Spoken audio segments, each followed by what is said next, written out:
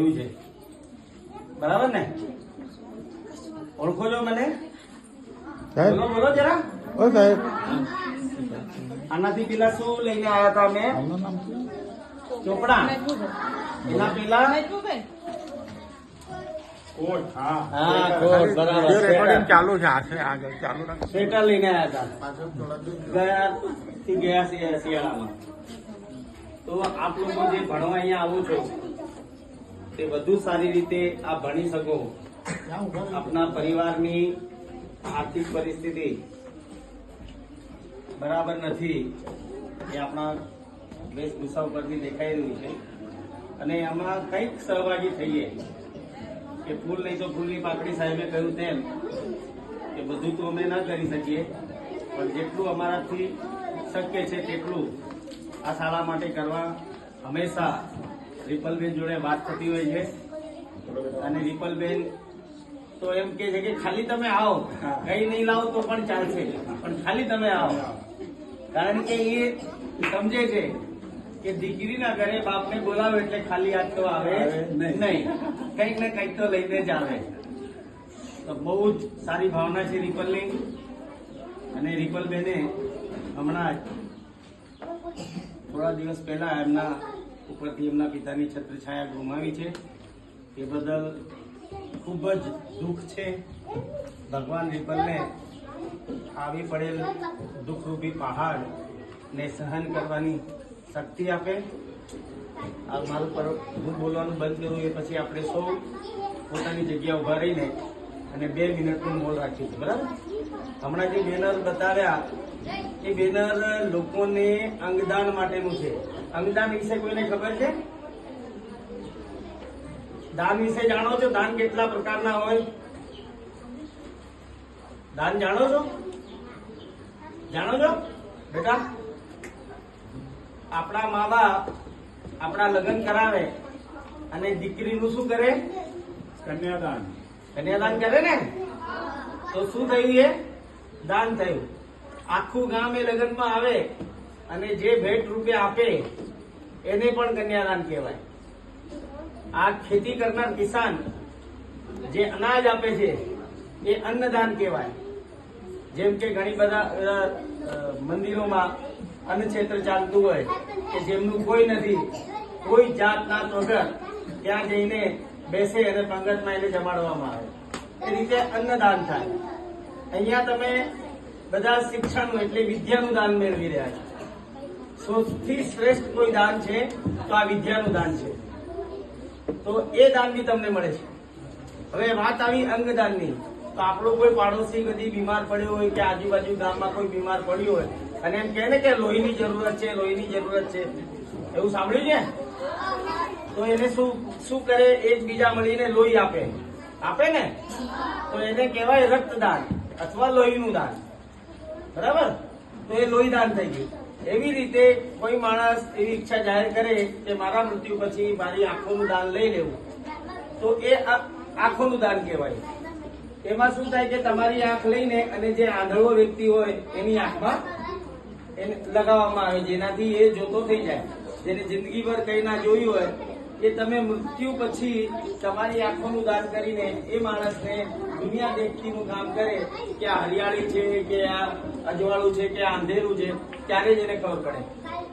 એવી રીતે શરીરના ચામડીનું પણ દાન કરે કે કોઈ દાજી જાય, ઘણી વખત કોઈ દાજી જાય છે ને તો એમના ચામડા આમ ટાઈટ થઈ જાય, નિશાન પડી જાય, તો એને પૂરવા માટે પણ કોઈ આવી મૃત્યુ પામેલી વ્યક્તિની ચામડી લગાવીને કોસ્મેટિક સર્જરી કરીને અને સામાન્ય ચરબી જેવું ચામડી જેવું દેખાય એવું કરવામાં આવે છે.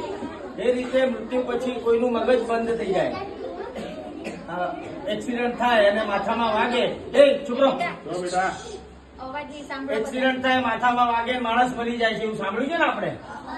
તો એ સમયે શું થાય છે કે એના માથાની અંદર મગજની આજુબાજુમાં લોહી જામી જાય છે અને લોહીને મગજને કામ કરવા દેતું નથી, મગજને ઓક્સિજન પહોંચવા દેતું નથી. એના કારણે એ માણસ ધીમે ધીમે 20 મિનિટ, અડધો કલાક, કલાકની અંદર મૃત્યુ પામે છે. પણ જો એ સમયે તમને આવું ખબર હોય કે માણસનું બ્રેન ડેડ થઈ ગયું છે, મગજ બંધ થઈ ગયું છે, મગજ મરી ગયું છે, એ સમયે તમે તમારું હૃદય હૃદય ખબર છે ને ક્યાં આવે? કિડની ખબર છે? કિડની, ફેફસા, આ ફેફસા. એવી રીતે આપણું પાચન તંત્ર કોને કહેવાય? જે તમે બધું ખાઓ છો એ શામાં જાય છે? જઠરમાં જાય છે ને, લીવર. અને જે પાચન તંત્ર છે એ બધાનું દાન જ્યારે માણસનું મગજનું મૃત્યુ પામે ત્યારે કરી શકે છે. આપણા દેશમાં જે જરૂરિયાત છે આ બધા અંગોની એ ખૂબ જ વિશાળ પાયામાં છે અને દાન કરનારા લોકો ખૂબ જ ઓછા છે. કારણ કે જ્યારે બ્રેન ડેડ થાય તો જ એ દાન કરી શકે છે. તો આ એક ચળવળ ચલાવી છે સાહેબ. પાછલા 4.5 વર્ષની અંદર અમદાવાદ સિવિલ હોસ્પિટલમાં 200 લોકોએ અંગદાન કર્યું છે. એમાંથી 692 લોકોને અંગોનું ટ્રાન્સપ્લાન્ટ થયું છે અને અત્યારે જીવિત છે. એટલે જે એક્સિડન્ટમાં મૃત્યુ પામે છે એટલા લોકો ખાલી વર્ષમાં 2 લાખ લોકો એક્સિડન્ટમાં મૃત્યુ પામે છે. અને માત્ર પોતાની આંખોનું બી દાન કરે તો હિન્દુસ્તાનમાં કોઈ આંધળો વ્યક્તિ બચે નહીં. તો એ તરફ સરકારનું એક મોટા પાયે પ્રયત્ન થઈ રહ્યા છે. અમારા જેવી સેવાભાવી સંસ્થાઓ પણ એનો પ્રચાર પ્રસાર કરી રહી છે.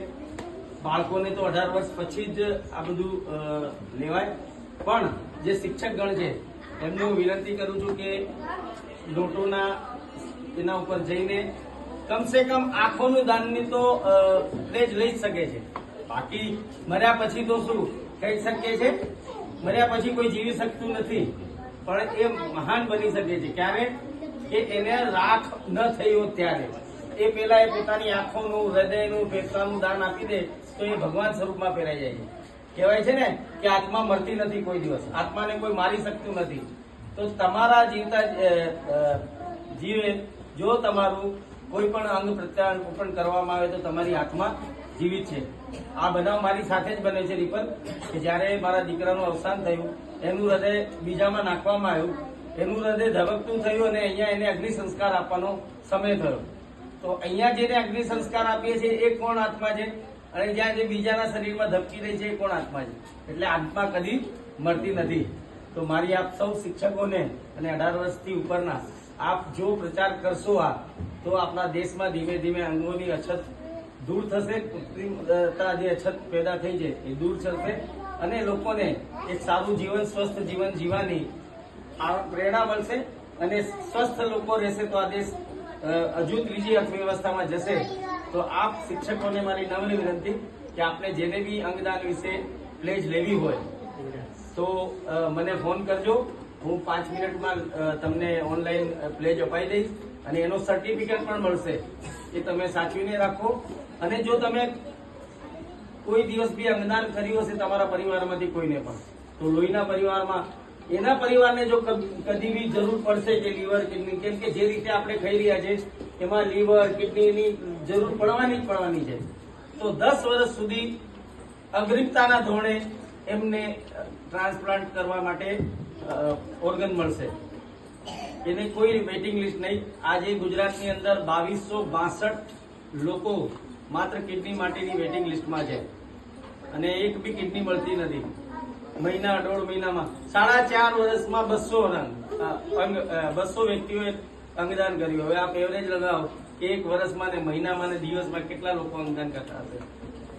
આપણામાં અંધશ્રદ્ધા છે કે શરીર આખું આવ્યું છે ને આટલું જ જવું જોઈએ, ક્યાંય જતું નથી, ત્યાં બળીને રાખનો ઢગલો થઈ જાય છે. તો આ અંધવિશ્વાસને દૂર કરીને અને અંગદાન વિશે આ પ્રતિજ્ઞા લો એવી અભ્યર્થના. એ પ્રતિજ્ઞા લેશો તો આ છોકરાઓનું જીવન, ભણવાનું બી આગળ વધશે, બધું વધશે. કારણ કે જ્યારે સશક્ત ભારત થશે ત્યારે મારે તમારે આ નોટબુકો આપવાનું આવશે નહીં. ત્રીજી અર્થવ્યવસ્થા થશે, વિકસિત રાષ્ટ્ર થશે, તો એ તમામે તમામ જવાબદારી સરકારની રહેશે.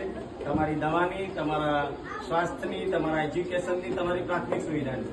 તો એ સાથે આ બધું જોડાયેલું છે અને એ ચેનની અંદર આપણે જોડાઈએ તેવી અભ્યર્થના સાથે ભારત માતા કી જય. બોલો ભારત માતા કી જય. ના, મજા ના આવી. જોરથી જો, હું કેટલી જોરથી બોલું છું, ભારત માતા કી જય. નહીં યાર, અહીં સુધી ના ગયા. ફરીથી